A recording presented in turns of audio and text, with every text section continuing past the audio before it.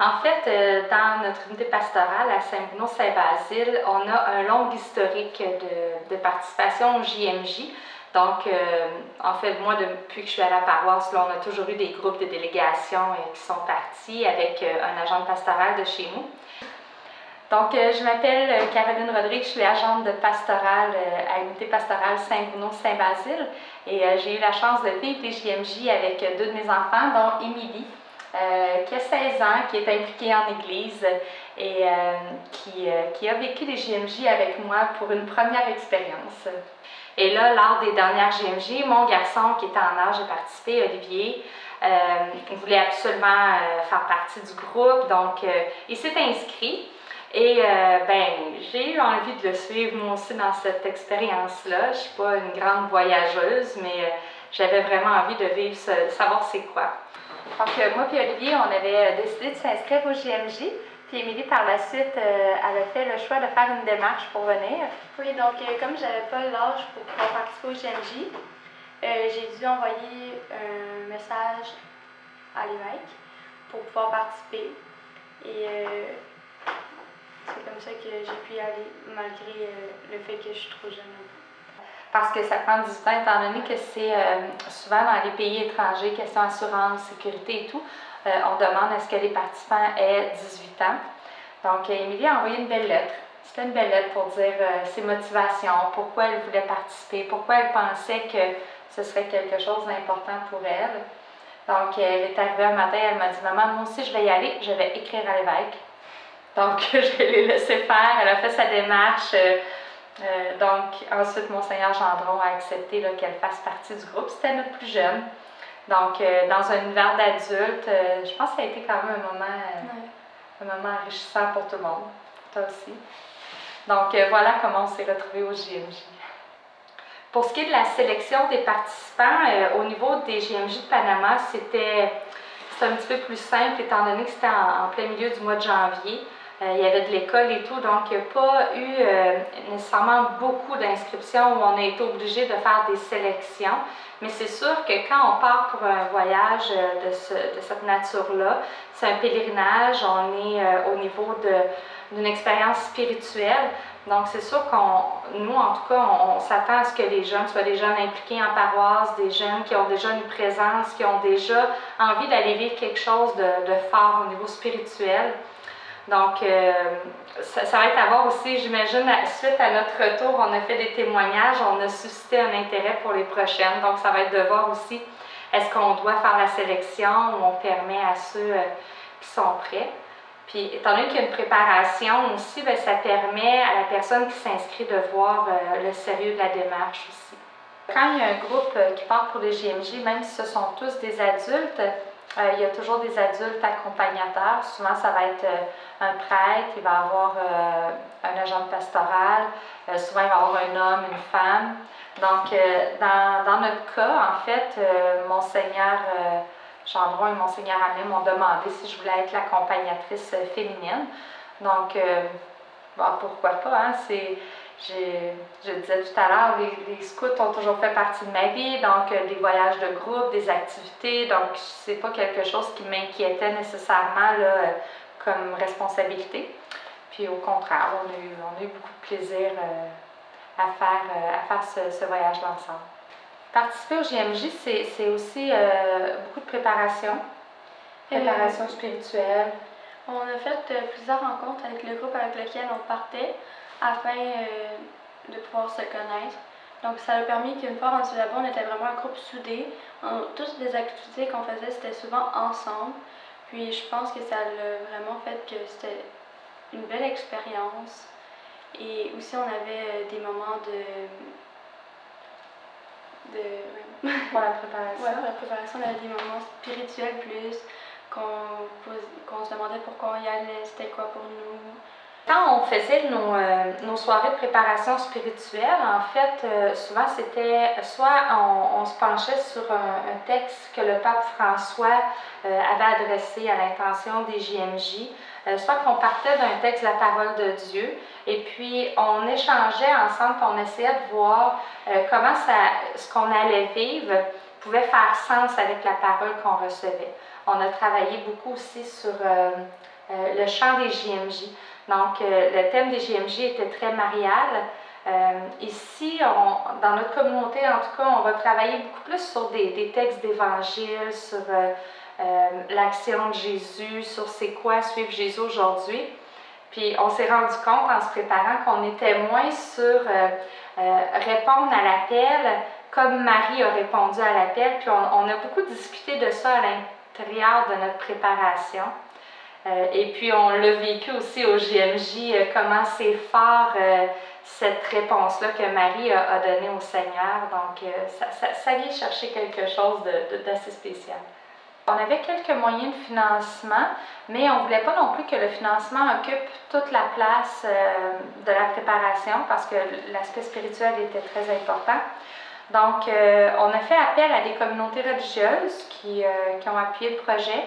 On a eu des donateurs aussi qui ont contribué. Le diocèse nous a donné un coup de main aussi, donne un coup de main à chaque GMGiste.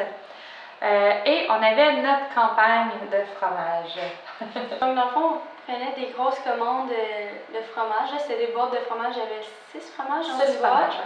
Puis, on les revendait dans l'église, à la communauté. On était à l'arrière de l'église après les messes, puis on pouvait parler avec le monde, leur expliquer c'était quoi qu'on allait faire. Puis, le monde, ils ont vraiment bien participé. C'est des excellents fromages. L'abbaye Saint-Benoît-du-Lac, le profit est vraiment intéressant.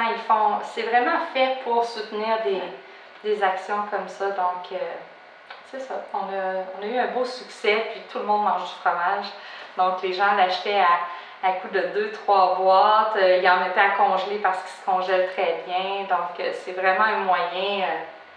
On a vraiment financé nos JMJ en grande partie avec le fromage. Mais ça n'a pas été un obstacle majeur. Donc, parfois, les gens vont se mettre des limites à dire on ne participe pas à ce genre d'événement-là, c'est quelques milliers de dollars par personne. Mais il ne faut pas oublier qu'on a l'appui d'une communauté pour qui c'est important de voir les jeunes vivre des expériences comme ça. Donc, ils ont très, très bien répondu dans notre cas, en tout cas. Ouais. C'est toute qu'une organisation, les JMJ.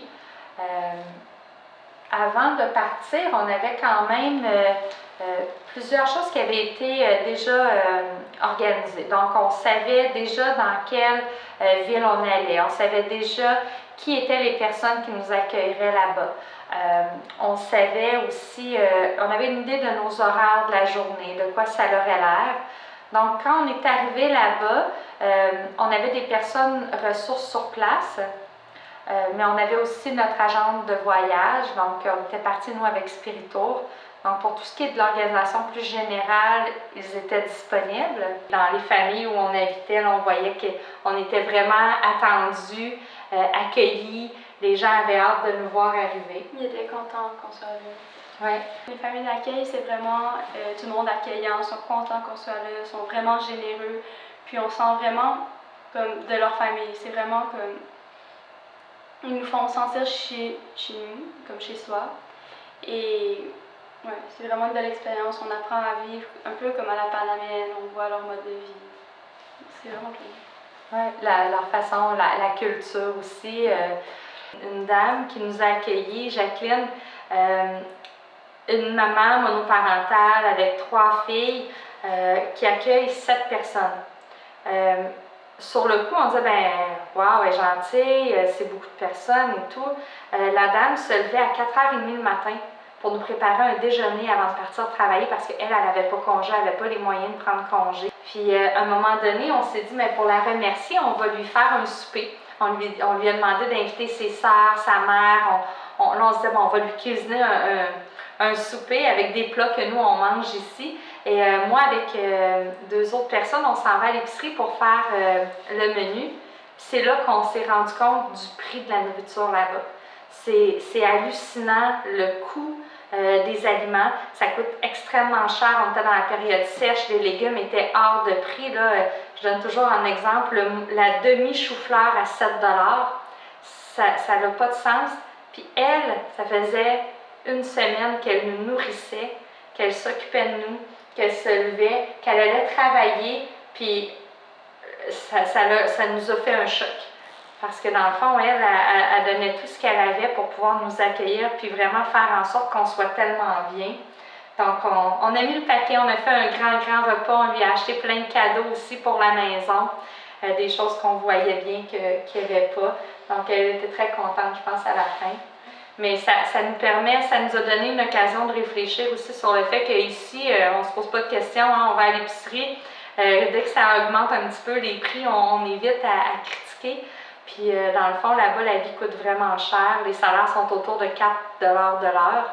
Donc, ils ne gagnent pas vraiment, ils gagnent pas cher. Là, donc, ouais, ça nous a amené à réfléchir un peu à ce niveau-là. Au début, on se demandait comment on allait communiquer. Mais finalement, c'était quand même simple avec la technologie. On avait Google Traduction qu'on pouvait tout le temps se parler. Puis on a quand même appris quelques mots. Puis à la fin, c'était quand même pas si pire. Sinon, ils parlaient pas mal tout anglais. Donc, c'était faisable. Donc, on arrivait pas mal tous à communiquer. Je pense qu'Émilie est revenue avec le plus grand réseau d'amis là-bas. Et puis, vous êtes encore en contact. Oui. Donc, ils sont encore en contact, ils planifient de se visiter. Donc, c'est vraiment des liens solides qui ont été créés là, par notre passage au JMJ. Quand on arrive au JMJ, là, on perd la notion du temps. Donc, ça devient des journées assez remplies. Émilie, est-ce que tu veux nous parler un peu d'une journée type? Le matin, on se levait, on allait à la catéchèse. Puis, après ça, on allait souvent dîner. Puis, on n'avait pas beaucoup de temps pour faire des activités. Les journées étaient tellement chargées et tout que c'était plus. Après ça, on saurait des fois, il y allait avoir des spectacles, on allait sortir ensemble, tout le monde. Mais sinon, c'était beaucoup les catéchèses et les rassemblements. Puis les temps de déplacement. C'était pas mal les temps de déplacement que des fois, on arrivait à un endroit. La première fois qu'on est allé pour prendre notre transport en commun, on regarde, puis on dit « Ah, l'autobus passe dans 10 minutes. » Et là, on s'en va à l'arrêt d'autobus et là, on attend. On attend. On attend. Là, à un moment donné, on demande à la dame « Madame, on n'a pas le bon horaire. Est-ce que vous pouvez nous dire à quelle heure passe l'autobus? » À l'heure du Panama. Donc, pour dire que, on va à l'arrêt puis on attend. C'est tout, elle passe quand ça y tente, puis c'est comme ça là-bas. Donc, on a appris rapidement à lâcher nos montres, à lâcher nos horaires, puis à juste se laisser porter par là. Sinon, on aurait été stressés. Ouais. Donc, ça fait qu'on arrivait souvent en retard un peu partout, mais c'est pas grave. C'était tout le monde comme ça. Puis on se laissait vraiment. On se laissait porter. C'est ça, c'est le bon mot. Sinon, ce qui était bien aussi dans les transports en commun, le monde il était tout pogné, mais c'était pas grave. Le monde il chantait, c'était vraiment le fun. C'est vrai que ça faisait tout le monde chantait ensemble, plusieurs pays, C'était vraiment cool. C'était super. Je me rappelle la première fois qu'on est arrivé un soir à un grand rassemblement, la première fois qu'on est les 700 000 ensemble, c'est assez impressionnant parce que bon. Il y a une scène qu'on l'a jamais vue. Non. On l'a jamais vue. Mais on voyait sur les écrans. C'est ça, il y a des écrans géants partout, donc ça nous permet de suivre ce qui se passe et juste le lien où nous on arrive avec notre drapeau du Canada, notre drapeau du Québec, ça crée vraiment une fébrilité qui est assez impressionnante de voir des gens de tous les pays être ensemble dans un rassemblement pour le même objectif dans le fond avec les mêmes croyances. C'est assez impressionnant. Chaque participant au JMJ a vécu son moment fort. Ça pouvait être des temps de prière, les temps de catéchèse. Dans ton cas, donc, c'était quoi? Moi, le JMJ en tant que tel, ça a été un moment fort. Il n'y a pas eu de moment fort et émotif, mais j'ai beaucoup apprécié la vigile. C'est que tout le monde était rassemblé, tout le monde dormait à la belle étoile, c'était vraiment bien. Puis le lendemain à la messe avec le pape où il parlait que les jeunes, c'est pas l'avenir, mais les jeunes, c'est l'Église d'aujourd'hui. Puis ça m'a vraiment inspirée. Moi, mon moment fort, c'est après une des catéchèses, on avait un moment, un temps libre. Donc, dans notre groupe de prière à Saint-Bruno, les paroissiens m'avaient demandé si je pouvais leur ramener une image de la patronne du Panama, donc Santa Maria la Antigua. Et puis là, cet après-midi-là, je me dis, ah tiens, c'est peut-être l'occasion d'aller chercher les images pour leur en rapporter. Donc, je demande au groupe, est-ce qu'il y en a qui veulent venir avec moi à l'archidiocèse et tout. Et puis, Yannick et Marie-Ève qui se portent volontaires, qui disent, ah oui, on va y aller, nous aussi, on va aller voir. Et là, on part en transport en commun, puis à un moment donné, on est pris dans plein de gens, le transport est bloqué. On décide qu'on débarque, puis qu'on continue à pied, on n'était plus très loin. Puis ils barraient les rues, il y avait vraiment beaucoup de monde, fait qu'on n'avait pas... on ne savait pas trop ce qui se passait, mais on pensait que c'était en vue des prochaines journées, des prochaines activités. Donc, après nos achats à l'archidiocèse, là, on sort à l'extérieur et là, c'était noir de monde. On s'est rendu compte qu'on était vraiment dans le milieu de quelque chose de vraiment grand. Parce que là, c'était vraiment une marée de personnes, il y avait beaucoup de monde, les gens, c'était difficile de se déplacer. On savait que le reste du groupe nous attendait pour une célébration eucharistique, et qu'on les a appelés, on leur a dit, bien écoutez, on va se rejoindre plus tard, on ne sera pas capable d'être là. Juste traverser la rue, ça nous a pris 45 minutes. Donc, on arrive à traverser, on se trouve une petite place pour manger.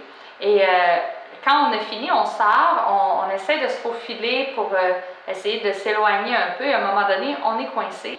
Et il y a quelqu'un qui dit, bougez pas, restez ici, parce que le pape va arriver ici. Là, c'est là qu'on réalise que c'est la journée où le pape arrive dans la ville, que là, on se retrouve dans cette marée de personnes-là. Et juste devant nous, il y avait la Pape-Mobile. Donc, le pape de l'aéroport était en voiture blindée et c'est l'endroit où il débarque de la voiture pour monter dans la Pape-Mobile pour commencer sa parade. Donc, on est chanceux parce qu'avec la technologie, sur nos téléphones, on était capable de voir exactement il était rendu où dans la ville, jusqu'au moment où il était devant nous. Et là, bon, déjà, personnellement, j'aime pas les foules, j'aime pas être coincée dans le monde, j'ai tendance à ne pas me sentir nécessairement bien. Mais là, tout était très agréable, très relax. Et les gens autour de nous se prennent par les épaules, les gens sont contents, les gens sont heureux, les gens appellent le pape François. Les gens avaient hâte, étaient là pour l'arrivée du pape François. Et quand il est arrivé, effectivement, c'était un moment très grand. Il est monté dans la Pape-Mobile, il a béni les gens. Et là, on s'est rendu compte que tout le monde avait les larmes aux yeux tellement c'était fort, comment c'était intense ce moment-là. Donc, moi, ça a été mon plus beau moment au JMJ, même si les JMJ au complet ont été géniales. J'aurais aimé que mes enfants soient à côté de moi pendant ce moment-là, mais il y a eu plein d'autres moments pendant la JMJ où ils ont pu voir le pape François parce que dans les déplacements sur les lieux de rassemblement, il était très présent. On le voyait souvent passer, puis c'était facile de le voir. Ouais. Ce qui nous a le plus frappé, c'est la différence entre leur façon et notre façon de vivre leur spiritualité. Ouais. Donc, eux, c'est vraiment festif, ils sont là, vraiment, ils ont envie d'être là, ils sont contents, ils chantent, ils dansent, puis ça peut vraiment s'étirer longtemps une messe, ça peut durer 2 heures avec tous les chants de louanges, c'est vraiment, c'est magique, c'est vraiment bien. Oui, les gens se tiennent par la main, les gens sont heureux d'être ensemble. On a vécu aussi une célébration où ils nous ont habillés avec les habits d'époque. Donc, ils ont choisi quelques personnes dans le groupe qui ont habillé avec les tenues traditionnelles pour la dernière messe avant qu'on parte de Los Santos. Mais on voit que vraiment, dans le fond, là-bas, l'église est au centre de tout. Donc, on a l'église, les portes sont toujours ouvertes et toute la vie se passe autour de l'église. Donc, je ne crois pas que les gens soient nécessairement... je pense pas que leur foi soit meilleure que la nôtre. Je pense juste que c'est dans la façon de vivre leur foi, mais c'est dans la culture latine aussi. Donc, là-bas, ils n'ont pas d'hiver où ils vont se refermer chez eux, où ils vont être plus dans leurs petites choses. Donc, la vie se passe toute à l'extérieur. Donc, c'est vrai aussi pour leur vie d'église, leur vie de communauté. Donc, ils sont toujours dehors, ça chante beaucoup, il y a beaucoup de musique, c'est toujours l'été dans le fond. Donc, la vie est déjà plus à la fête tout le temps. C'est très festif, oui. Émilie, elle avait demandé à un moment donné si c'était toujours la fête comme ça. Puis on dit non, c'est juste quand c'est les carnavals. Émilie a dit, ben ok, mais les carnavals, est-ce que vous en avez beaucoup? Ah, c'est à toutes les fins de semaine. Donc, juste pour montrer à quel point la vie, la fête est toujours présente. Donc, beaucoup de chants, beaucoup de danse. Et j'imagine qu'ils doivent fêter tous les saints parce que même maintenant qu'on a des amis panaméens, on voit sur Facebook, à chaque fin de semaine, ils ont des grandes parades, des grands carnavals avec des parades avec le saint là, qui est en évidence, la grosse statue. Donc, ouais, c'est très festif. Donc moi, je repars des GMJ avec l'envie de m'impliquer encore plus en Église. Donc, comme l'environnement, ça me tient à cœur, puis je veux apporter du changement un peu à notre Église, j'ai décidé de faire en sorte que notre Église soit certifiée Église verte. Donc, je suis en train de monter un comité et il y a des projets qui sont en cours. Donc, c'est ça. Donc, tous les jeunes ont des projets qui tiennent à cœur et qui s'impliquent, qui ont proposé à l'équipe pastorale. Fait que c'est beau, c'est vivant, c'est dynamique. On est fiers pas mal d'eux et de leur initiative aussi. Je suis confiante qu'on est en train de vivre une résurrection aussi à ce niveau-là. Les jeunes, c'est pas facile nécessairement pour eux aujourd'hui à l'école de dire moi je suis croyant, moi je crois en Dieu, moi je vais à l'église. Mais je pense qu'une expérience comme ça peut les solidifier beaucoup dans leur foi, dans leur envie de faire des choses en communauté. Puis moi, j'ai envie d'être un adulte qui va les accompagner là-dedans. J'ai envie de leur donner les occasions de le faire. Le message du pape est allé chercher les jeunes quand il a dit qu'ils ne sont pas l'avenir de l'Église, mais le aujourd'hui, le maintenant. Bien, s'il est allé chercher les jeunes, il va me chercher moi aussi. Dans notre optique, il faut leur laisser la place, il faut leur faire confiance. On n'a pas la vérité sur tout. Donc, c'est eux, dans le fond, qui vont reconstruire cette Église-là. Et il faut leur faire confiance, puis il faut les appuyer autant qu'il faut. Donc, je suis revenue avec cette conviction-là profonde que c'est le temps d'avancer, c'est le temps de se retrousser les manches, c'est le temps d'être missionnaire plus que jamais dans notre Église.